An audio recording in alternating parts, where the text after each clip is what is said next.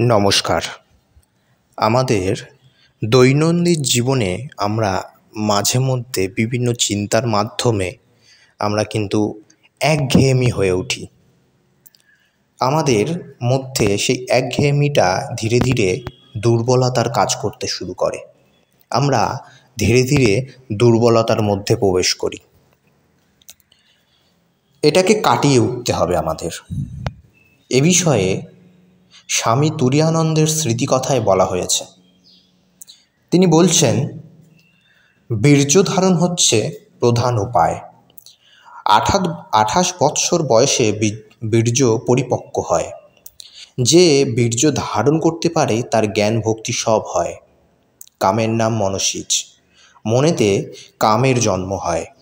যে বীর সেই পারে ইন্দ্রিয়ের হাত থেকে রক্ষা পেতে এবং অতীন্দ্রিয় রাজ্য যেতে।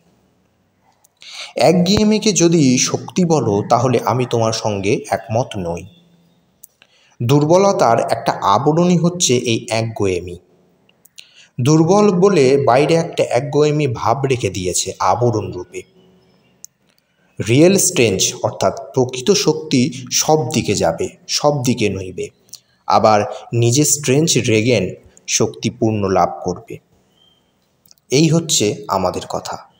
কারণ যিনি ঈশ্বর দর্শনের পর অধিকতর নৈকট্য অনুভব করতে চান তিনি ঐশ্বর্য জ্ঞান যত্নে পরিহার করেন। গোপীরা সাধারণ মানুষ নয়, তাদের ভাগবতী তনু।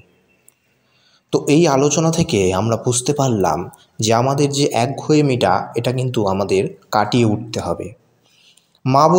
শ্রীমা বলতেন যে কাজের মধ্যে থাকতে হবে, কাজ করলে মন ভালো থাকে। তাই আমাদের এই একঘেয়েমিটা কাটিয়ে উঠতে আমাদেরও কিন্তু কাজ করতে হবে, আমাদেরও কিন্তু বসে থাকলে চলবে না। আজকে ভিডিওটি ভালো লেগে থাকলে আমাদের পাশে থাকবেন। নমস্কার, ধন্যবাদ।